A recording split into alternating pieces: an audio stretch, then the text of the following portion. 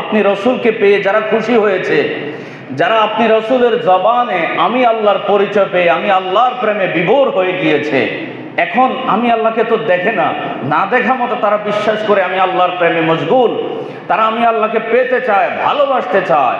ফাত্তাবিউনি, বন্ধুগো আপনি এবার নিজের দিকে একটু ইঙ্গিত করে বলেন যে তোমরা আমি রসুলের ইতিআত করো, ইত্তেবা করো, আমি রসুলকে ভালোবাসো। আমি রসুলকে ভালোবাসলে কি হবে? ইউহিব্বুকুমুল্লাহ, তোমরা আর আল্লাহকে পৃথকভাবে ভালোবাসতে হবে না, আমি রসুলকে ভালোবাসা দাও, আল্লাহ নিজেই তোমাদেরকে ভালোবাসবে। সুবহানাল্লাহ। ভালোবেসে কি করবেন? ওয়ায়াগফিরু লাকুম, তোমাদেরকে আল্লাহ মাফ করে দিবেন। কেমন মাফ করবেন? আমাদের জীবনে সগীরা গুনাহ আছে, ঠিক কিনা বলেন? আমাদের জীবনে কবিরা গুনাহ আছে, আর এই আয়াতের মধ্যে এই কথা বলে নাই যে জীবনে সগীরা গুনাহগুলো মাফ করে দিব, অথবা সগীরা গুনাহ মাফ করবে না, কবিরা গুনাহ মাফ করবে। এক কথা ওয়ায়াগফিরু লাকুম যুনুবাকুম বলা হয়েছে, তোমার জীবনে যত গুনাহ হয়েছে কবিরা এবং সগীরা সব গুনাহ আল্লাহ তাআলা রাসূলকে ভালোবাসার উসিলা মাফ করে দিবে।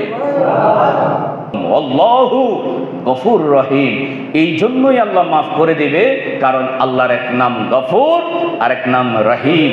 গফুর রহিম, আল্লাহ ক্ষমাশীল, অত্যন্ত দয়ালু। মারহাবা বলেন। আমার আল্লাহ এমন আল্লাহ, আমরা সারা জীবন যদি অপরাধ করি, সারা জীবন যদি গুনাহ করি, রসুলকে ভালোবাসলে পরে, রসুলের অনুসরণ করলে পরে, রসুলের ইতাআত করলে পরে আল্লাহ নিজেই আমাদেরকে ভালোবাসবে, ভালোবেসে আমাদের সব গুনাহ মাফ করে দিবে। মারহাবা।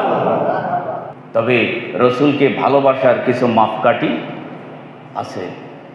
রসুলকে ভালোবাসার মাপকাঠি আমি আপনি নির্ধারণ করি নাই, পৃথিবীর মুফাসসিরিনে কেরাম নির্ধারণ করে নাই, মুহাদ্দিসিনে কেরাম নির্ধারণ করে নাই, স্বয়ং রসুল নিজেই নির্ধারণ করে দিয়েছেন।